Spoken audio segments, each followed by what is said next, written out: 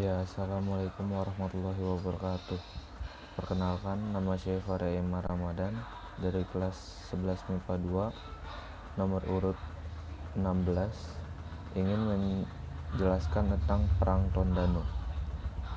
Ya, Perang Tondano ini terjadi pada tahun 1808 sampai 1809. Adalah perang yang melibatkan orang Minahasa di Sulawesi Utara dan pemerintah kolonial Belanda pada permulaan abad ke-19.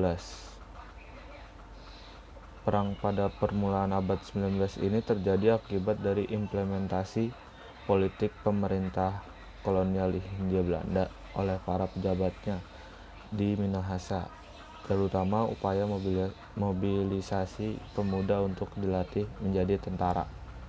Perang Tondano ini terjadi dua kali dan disebutnya Perang Tondano 1 dan Perang Tondano 2. Kali ini saya akan menjelaskan tentang Perang Tondano 1.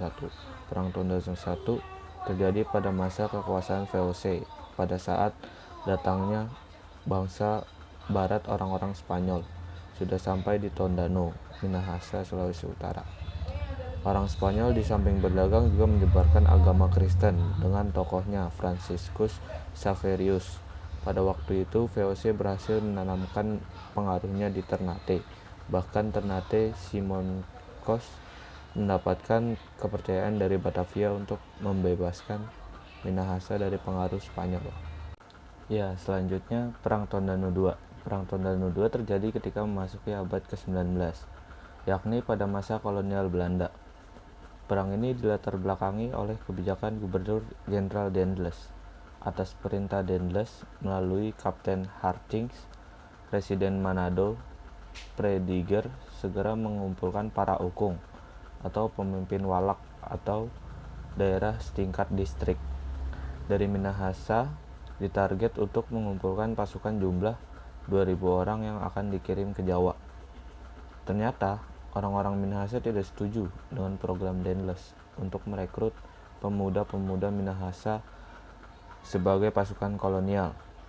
Kemudian para ukung bertekad untuk mengadakan perlawanan terhadap kolonial Belanda. Mereka memusatkan aktivitas perjuangannya di Tondano. Gubernur Prediger memiliki rencana untuk menyerang pertahanan orang-orang Minahasa di Tondano, Minawanua, dengan cara membendung sungai Temberan dan membentuk dua pasukan tangguh. Tanggal 23 Oktober 1808, Belanda berhasil menyerang orang-orang Minahasa. Tanggal 24 Oktober 1808, Belanda menguasai Tondano dan mengendorkan serangan, tetapi kemudian orang-orang Tondano muncul dengan melakukan serangan. Ya, Perang Tondano 2 berlangsung lama, sampai Agustus 1809. Dalam suasana kepenatan, banyak kelompok pejuang kemudian memihak Belanda. Namun, dengan kekuatan yang ada, para pejuang Tondano harus memberikan perlawanan. Akhirnya tanggal 4 sampai 5 Agustus 1809, benteng pertahanan Moraya hancur bersama para pejuang. Mereka memilih mati daripada menyerah. Akhir Perang Tondano. Kisah Perang Tondano yang berakhir pada awal abad ke-19 di saat berkuasanya VOC di bawah pimpinan Gubernur Jenderal Daendels telah mengundang perhatian yang cukup besar. Karena perlawanan rakyat Minahasa di Sulawesi Utara terhadap penjajahan Belanda tidaklah tanggung-tanggung. Mereka berperang sampai tetes darah penghabisan di benteng Moraya bersama para pemimpinnya terdiri dari Lonto, Dewu, Matulan, Mamahit, Korengkeng. Luming pada tanggal 5 Agustus 1809, waktu sang surya menampakkan cahayanya di ufuk timur, yang disinari bukan lagi Minawanua di hari kemarin, tetapi tinggal puing-puing berserakan, ditaburi mayat-mayat, bau amis darah, dan tumpukan bara api. Tak ada lagi anak negeri yang bangun bersama sang surya berjaga-jaga di benteng Moraya dan benteng Paapal. Semuanya telah musnah bersama Wanua tercinta. Inilah akhir dari suatu perjuangan panjang rakyat Minahasa dalam mempertahankan eksistensi martabat kebangsaannya. Tokoh-tokoh Perang Tondano. Tokoh-tokoh Perang Tondano ini terdiri dari 1. Tewu, kedua Sarapung, ketiga Korengkeng, keempat Lumingkewas Matulandi, atau semua berasal dari Tondano, Minawanua.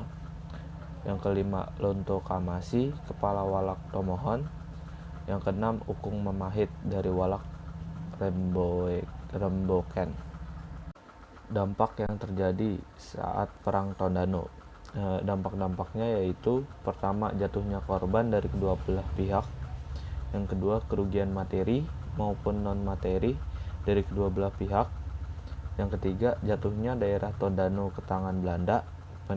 Yang keempat, penderitaan rakyat yang semakin memburuk.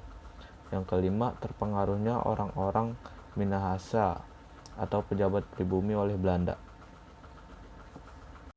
Mungkin sekian dari saya. Wassalamualaikum warahmatullahi wabarakatuh.